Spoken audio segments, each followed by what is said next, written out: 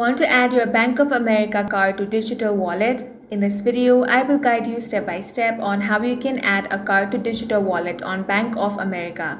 The first thing you want to do is open the Bank of America app on your phone and log in. Once you're on the home page, tap on the menu icon at the top left corner of your screen.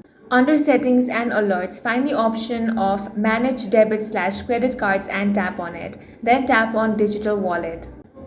You'll see two wallet options, Apple Pay and PayPal. Select Apple Pay for this guide. Next, enter the last four digits of your card and card expiry date. Then enter the security code. Once entered, tap to verify.